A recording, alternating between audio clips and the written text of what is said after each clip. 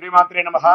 Sadhguru జ్యోతిషాలయం 2024 September ద్వాదశ రాశుల యొక్క ఫలితాన్ని మనం తెలుసుకోబోతున్నాం. ఈ నెల గ్రహాల యొక్క కదలిక ఎలా ఉంది అంటే, సెప్టెంబర్ నెలలో రవి, బుధుడు, శుక్ర గ్రహాలు రాశులు మారడం జరుగుతుంది.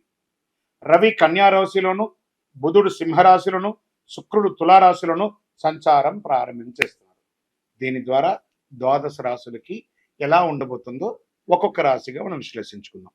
జ్యోతిషాస్త్రరీత్యా ద్వాదశ రాశుల్లో 7వ రాశి అయినటువంటి తులారాశి మిత్రులారా, మీరు చిత్తా నక్షత్రం 3, 4 పాదములు, స్వాతి నక్షత్రం 1, 2, 3, 4 పాదములు, విశాఖ నక్షత్రం 1, 2, 3 పాదాలకు జన్మించిన మీరు తులారాశి వారిగా పరిగణించబడుతున్నారు.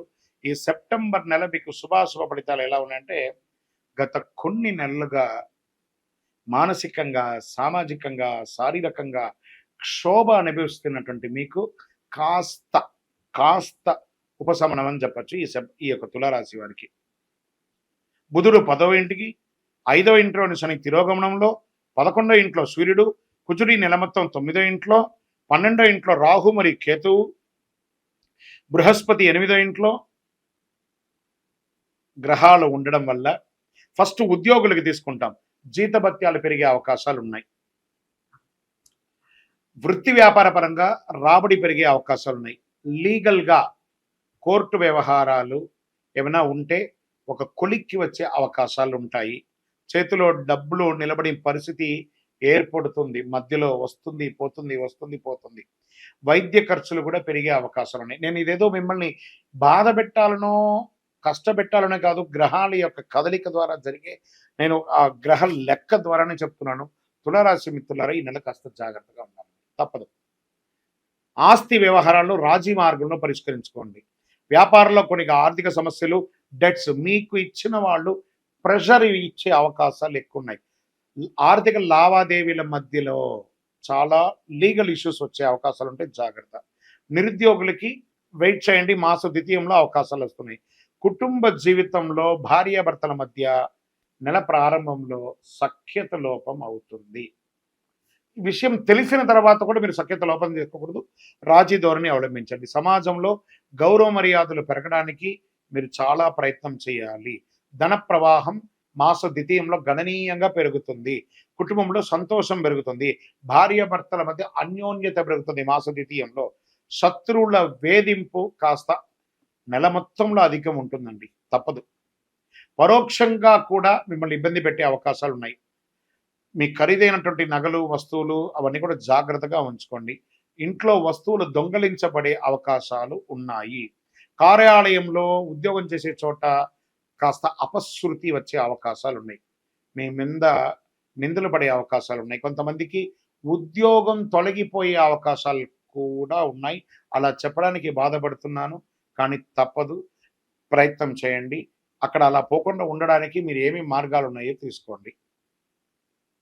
వ్యాపారంలో పురోగతి మాస ద్వితీయంలో ఉంటుంది. మీ యొక్క పోటీదారులు చాలా ఇబ్బంది పెట్టే అవకాశాలు ఉన్నాయి. ప్రభుత్వం నుంచి కూడా మీకు స్ట్రెస్, మీరు ఏదో పర్మిషన్స్ కోసం పెట్టిన లెటర్స్ కానీ లేకపోతే ఇంకోటైనా ఏదైనా ఉంటే కూడా అది కూడా కాస్త జాప్యం అయ్యే అవకాశాలు బాగా ఉన్నాయి. క్రీడాకారులకి సాహసోపేతమైనటువంటి క్రీడల్లో పాల్గొనేటప్పుడు చాలా జాగ్రత్తగా వ్యవహరించండి. మానసిక ఒత్తిడి, స్ట్రెస్ పెరుగుతూ ఉండడం వల్ల కొంచెం మైగ్రేన్ లాంటిది మీకు వచ్చే అవకాశాలు ఉన్నాయి. దినచర్యను మంచి చక్కగా వ్యాయామం లాంటిది చేయండి.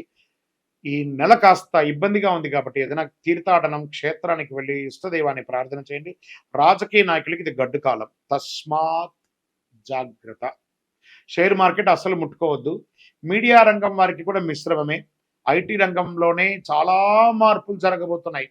తులారాశిలో ఉన్నటువంటి ఐటీ రంగంలో ఉద్యోగస్తులకి ఒకటి, మీ ఉద్యోగం వదలడం జరగచ్చు, లేదా ఉన్న ఉద్యోగంలో నుంచి పై పదవికైనా కింది పదవికైనా వెళ్ళొచ్చు, లేదా ఈ ఉద్యోగం మార్పు అయినా జరగవచ్చు. వివాహం కాని వారికి ఇంకొక నెల వెయిట్ చేయండి. సరే, ఈ నెల మంచి రోజులు ఏమైనా ఉన్నాయా అంటే, సెప్టెంబర్లో 3వ తారీఖున, 6వ తారీఖున, 9వ తారీఖున, 12వ తారీఖున, 15వ తారీఖున ప్రతి 3 రోజులకి ఒక రోజు బాగుంది. చంద్రాష్టమం సెప్టెంబర్ 22, 9, 2024 6:09 ఉదయం నుండి 24, 9, 2024 9:55 ఉదయం వరకు చంద్రాష్టమం ఉంటుంది. చాలా జాగ్రత్త.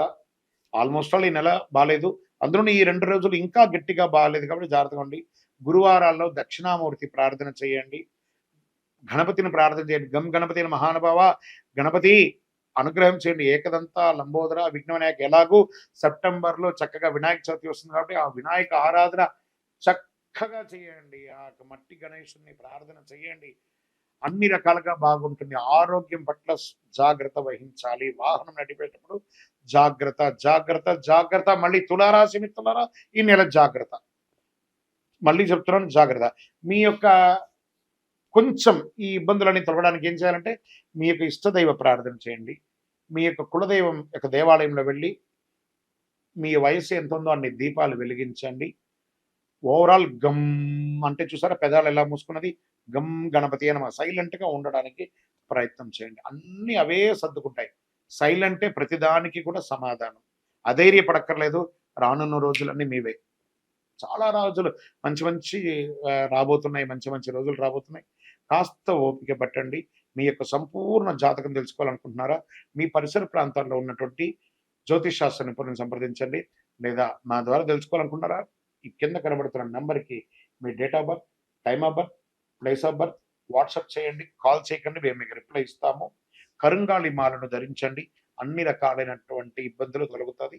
ఈ యొక్క ద్వాదశ రాసుల ద్వారా మేము చెప్పినటువంటి ఈ యొక్క రాశి ఫలితాలన్నీ చూస్తున్నటువంటి మా యొక్క బంధుమిత్రులందరికీ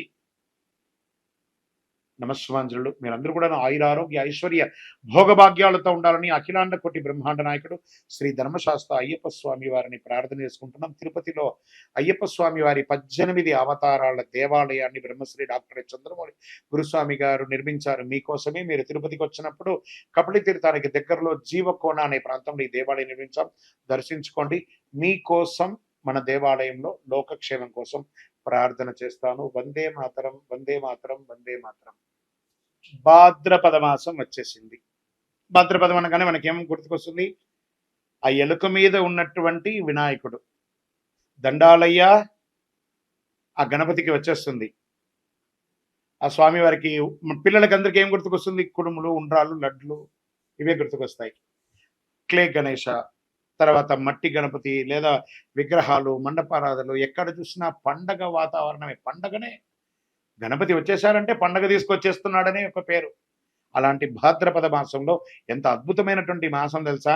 ఈ భాద్రపద మాసం రాని అసలు భాద్రపదం అనగానే అందరికీ గుర్తుకొచ్చేది వరాహ జయంతి, వామన జయంతి, ఋషి పంచమి, ఉండ్రాళ్ల తద్దే, పితృదేవతలకి ఉత్తమాగతులు కల్పించే పితృపక్షాలు ఇవన్నీ కూడా గుర్తుకొస్తాయి. ఈ మాసానికి ఎన్నో అద్భుతాలు ఉన్నాయి.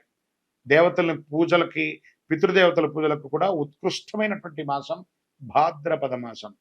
చాంద్రమానం ప్రకారం భాద్రపద మాసం 6వ మాసంగా మారుతుంది. అంటే 6th.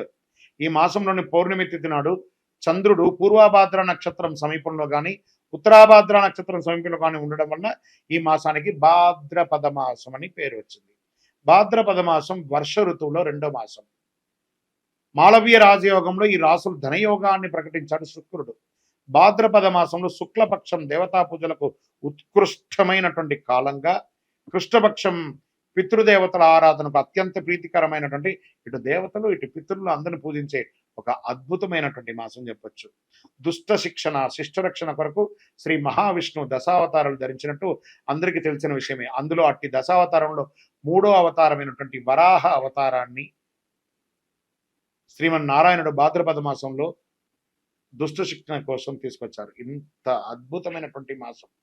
పితృలు అంటే తల్లిదండ్రులు మాత్రమే కాదండి, వారి పితృలు మనకి ఎంతో కాలం నుంచి వచ్చినట్టు తాత ముత్తాతలు వాళ్ళందరూ కూడా పితృలే అనమాట. 15 రోజులు శుభ కార్యక్రమాలు, పండగలు, పబ్బాలు, ఆర్భాటం. దాని తర్వాత మహాలయ పక్షం, పితృలు ఇవన్నీ చేస్తున్నాను చూస్తారా. అందుకే ఈ యొక్క భాద్రపద మాసానికి చాలా ఉన్నతమైనటువంటి ఒక పేరుంది. ఈ నెలలో ముహూర్తాలు ఉండవు, కానీ పూజలు ఉంటాయి. విజయోస్తు.